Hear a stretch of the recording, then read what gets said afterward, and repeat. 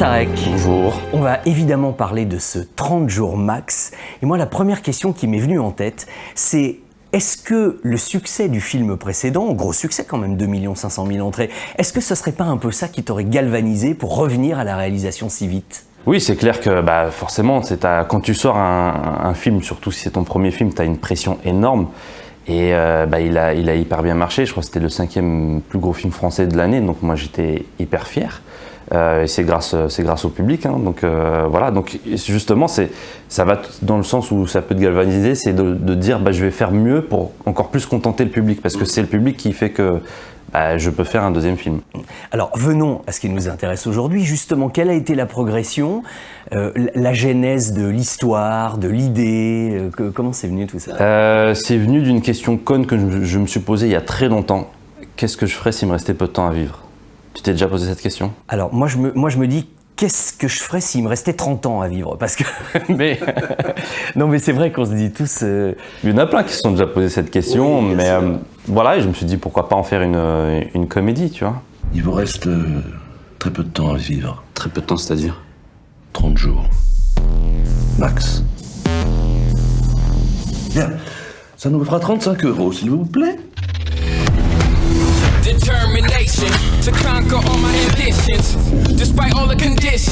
toute façon, quand tu écris un film, tu dois construire une vraie histoire à ton personnage. Et là, en l'occurrence, le métier, il avait une place très prépondérante parce que, si tu veux, en fait, comme le personnage, il est loser au début, je voulais que ça soit quelqu'un de loser. Quel que soit son métier, je voulais que ça soit quelqu'un de loser et de nul. Et que quand il apprend, en fait, qu'il lui reste peu de temps à vivre, c'est comme ça qu'on voit bien son évolution. Il faut le prendre en flagrant délit. On ne bouge pas. T'as dit ? T'es qui, toi ? Ryan, on habite dans la même cité. Mais qu'est-ce qu'il fout, ce con ? Par contre, tu peux pas rester là parce qu'on est sur une grosse intervention, là, ça risque de tirer dans tous les sens. Tu ferais mieux de partir. Et donc, je me suis dit, il faut qu'il fasse des trucs de fou, mais dans quel métier est-ce que tu fais des trucs de fou ? La police en fait partie, tu vois.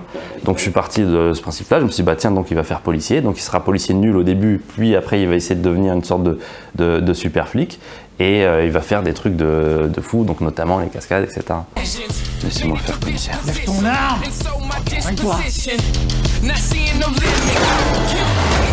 Alors, il y a une chose, on a remarqué dans les films précédents, dans vos films précédents de la bande, qu'il y avait souvent des cascades, il y avait souvent un peu d'action. Mais alors là, dans celui-ci, je crois pas qu'il y en ait jamais eu autant. On a même l'impression qu'il y a un plaisir jouissif qui se partage, qui se transmet à l'écran, à faire de l'action et à aimer les autos, les motos. Dès le début, il y avait cette envie ? Pour reparler d'Épouse-moi mon pote, il y avait une séquence que j'ai énormément aimé faire. C'était la séquence du pont. Tu sais, je sais pas si tu te souviens quand je me jette du pont et que je me mange une péniche. Ah oui. J'avais vraiment bien aimé faire cette séquence parce que il y a un peu d'action, tu vois. Il y a un peu d'action, j'ai voulu le faire un petit peu à la Deadpool, etc. Et oui, c'était une vraie volonté de ma part de pouvoir faire mes cascades aussi moi-même, tu vois. Et c'est vrai que moi, je suis un fan de films d'action, je suis fan de Tom Cruise, je suis fan de, comme je disais, de Bad Boys, Die Hard, Les Missions Impossibles, etc. Et tout. Et quand je vois que lui, Tom Cruise, il fait ses cascades lui-même, je trouve que ça rajoute un plus au film. Ah en crédibilité... Ouais, moi je trouve ça impressionnant, tu vois, je reste bouche bée, je me dis putain, ah ouais, il a fait ça, quoi. Et donc moi j'ai voulu faire pareil, même si c'est une comédie et que les cascades elles sont à moins grande échelle que les siennes, forcément, j'ai pas le même budget. Mais pour le moment, ouais. Si c'est un jour. Mais ouais, non, j'ai vraiment voulu faire mes cascades moi-même, donc je me suis préparé physiquement. J'ai même passé le permis moto parce que j'ai une course de poursuite en moto. Non, ouais, c'était une vraie volonté de ma part, mais je suis content que tu dises que ça se ressente, que voilà, c'était jouissif, etc. Ah oui, c'est clair. Et peut-être particulièrement dans cette séquence de poursuite moto, qui est très drôle parce que ton costume est un peu particulier, on va peut-être pas tout dévoiler, mais elle est pointue, quoi, en plus. Il pleut, ça peut glisser, t'as pas de casque. Et d'ailleurs, je me disais, c'est vachement bien foutu parce qu'on dirait que c'est lui, quoi. Ouais, et c'est moi. C'est vraiment moi. Il n'y a aucun plan où c'est pas moi. Ah ouais, et ça va vite, ça slalom. Ça va vite, ouais. Écoute, en fait, j'avais vraiment pas le droit à l'erreur. Alors que le risque zéro n'existe pas. Hein. Tu peux être aussi bien encadré que tu veux, le risque zéro n'existe pas. Et pour autant, ouais, c'est la séquence que j'ai le plus kiffé.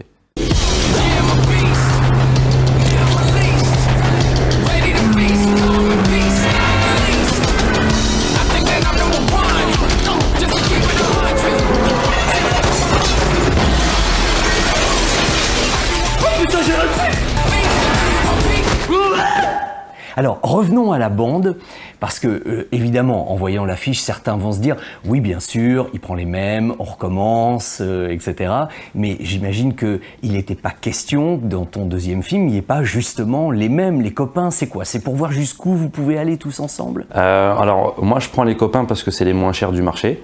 Voilà. C'est une très bonne raison. Non, nous, on est copains déjà de base, comme tu dis. C'est-à-dire qu'avant même de travailler ensemble, on était copains. En fait, on se connaît depuis plus de 20 ans. Et pour nous, c'est inconcevable de ne pas faire de film de bande. Mais après, ça ne veut pas dire qu'on n'a pas le droit de faire des films chacun de notre côté. Mais quand on écrit nos films, c'est normal qu'on soit entre copains. Nous, si on peut faire des films toute notre vie entre copains, on sera les plus heureux du monde. Non mais je vous jure, elle a rien de suspect cette camionnette. Allez, venez, on bouge, allez. Police, ouvrez. Ouais, quoi? Qu'est-ce qu'il y a? Ah, pardon. Oh, mon chéri! T'es venu avec tes petits copains aujourd'hui? Toi aussi. Tu te tapes une pute. Mais non, c'est ma mère. Bonjour madame.